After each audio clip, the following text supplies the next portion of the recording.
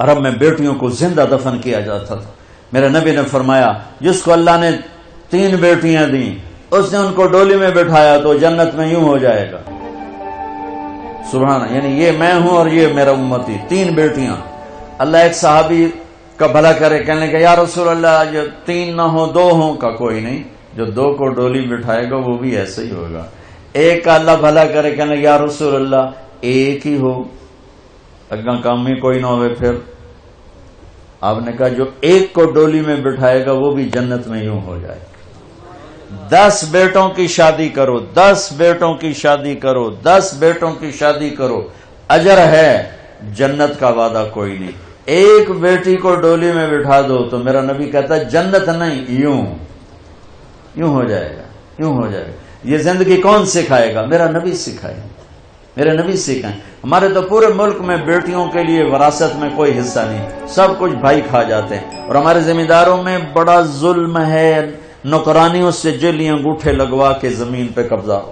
اور وہ بہنیں بھی اتنی صبر والی ہیں، وہ چپ کر کے سہ جاتی ہیں، ایک لفظ نہیں بولتی. کبھی کبھی کہیں کوئی آواز سننے کو ملتی ہے کہ کوئی کیس کوس کروا لیے، ورنہ وہ بیچاری صبر سے کڑوا گھونٹ پی کے چلی جاتی ہیں.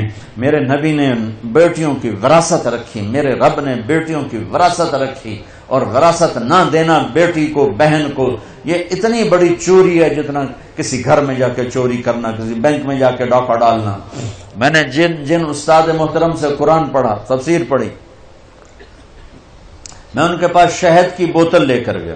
وہ 10 روپے کی شہد کی بوتل آتی تھی، لیکن میرے تو 10 پیسے بھی نہیں لگے تھے.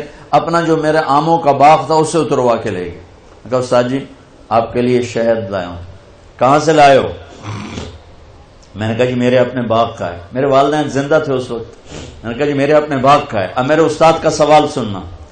فرمانے لگے تیرے باپ نے اپنی بہنوں کو زمین میں سے حصہ دیا تھا؟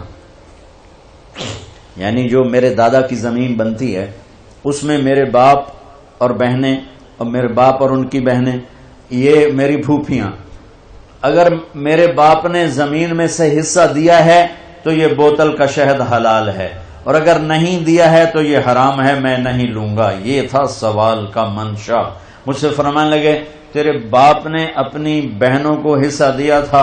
میں نے کہا جی اللہ کا لاکھ لاکھ شکر ہے میرے باپ کی بہن ہی کوئی نہیں. شکر اس لیے میں نے کہا کہ ہوتی تو کوئی نہ دیتے، رواج نہیں تھا.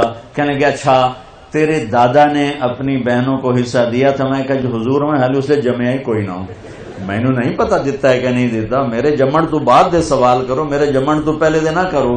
یہ شریعت بیٹیوں کو یہ حق دیتی ہے، بہنوں کو یہ حق دیتی ہے. جس نے 2 بیٹیوں کو ڈولی میں بٹھایا جنت واجب. جس کی بیٹیاں کوئی نہیں، بیٹی نہیں ہوئی، ادھر جیسے میرا یعنی میرے جو دادا تھے ان کے کوئی بیٹے، 2 بھائی تھے صرف، میرا باپ اور میرا تایا، بس 2 بھائی تھے، ساری وراثت ان کی تھی.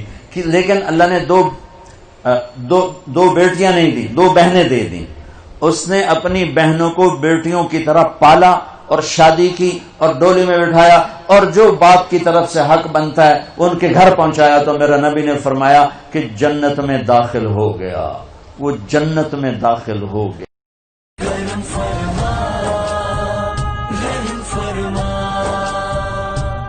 فرما